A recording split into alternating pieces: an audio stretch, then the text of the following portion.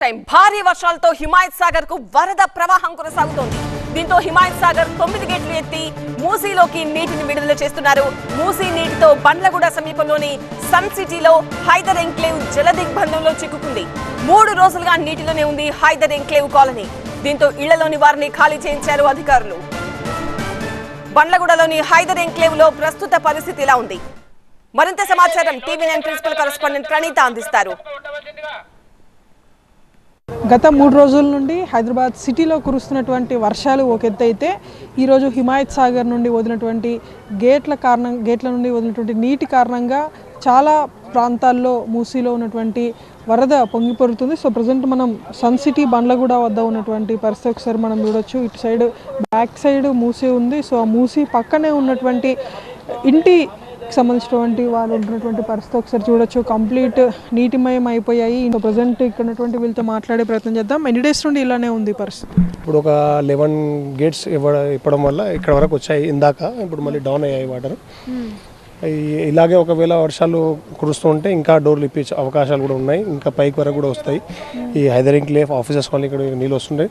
కానీ పొద్దున్న నుంచి దగ్గర 2-3 డేస్ నుంచి మన బండ్లగూడ గ్రామ పంచాయతీ మున్సిపల్ కార్యక్రమం నుంచి కూడా మన నదీం భాయ్ కూడా చాలా కోఆపరేట్ చేస్తూ ఒక 2-3 డేస్ నుంచి తిరుగుకుంటే అందరికీ ఇండ్లలో నుంచి అందరికీ అప్రమత్తంగా ఉండాలని, అందరికీ వాళ్ళ సేఫ్ వాళ్ళ చుట్టాలో ఉన్న జాగాలకు వెళ్ళిపోమని చెప్పారు. ఈరోజు ఇంకా కొంతమంది ఉండే వాళ్ళని కూడా మొత్తం తీయడం జరిగింది. ఇప్పుడైతే ప్రస్తుతానికైతే అందరు ఇండ్లలో అయితే ఎవరు లేరండి. అంటే ఈ సరౌండింగ్స్ ఎందుకు అక్కడ మధ్యలో ఏం లేదా రివర్కిను ఇల్లులకి సంబంధించి? లేదండి, అలా నార్మల్ కచ్చా రస్తా లేక అది టెంపరరీ యూజ్ చేస్తారు.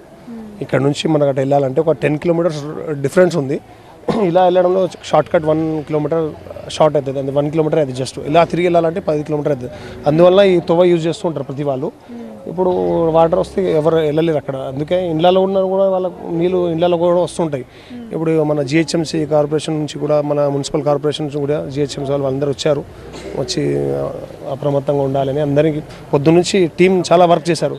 జేసీబీ కూడా తెచ్చి మన బండ్లగూడ మున్సిపల్ కార్పొరేషన్ కూడా జేసీబీ కూడా తెచ్చి కొంతమంది కూడా బయటికి సామాన్తో పాటు తీయడం జరిగింది.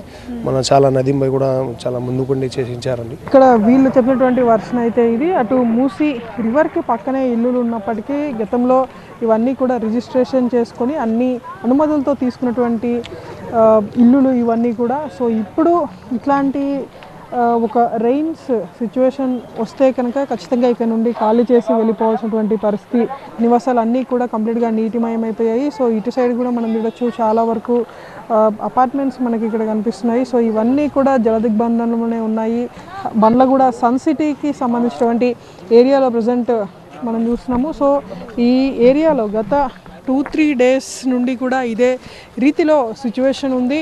అధికారులు వస్తున్నారు. సో ఇక్కడ నుండి వాటర్ని తొలగించేందుకు ప్రయత్నాలు చేస్తున్నప్పటికీ ఈరోజు ఉదయం హిమాయత్ సాగర్ గేట్స్ తెరవడంతో మళ్ళీ యథావిధిగా నీళ్ళు వచ్చాయని చెప్పేసి ఇక్కడ ఉన్నటువంటి స్థానికులు చెప్తున్నారు. సో సరౌండింగ్స్లో నివాసం ఉంటున్నటువంటి వాళ్ళందరినీ కూడా ఇక్కడ నుండి రెడీ అధికారులు ఖాళీ చేయించారు.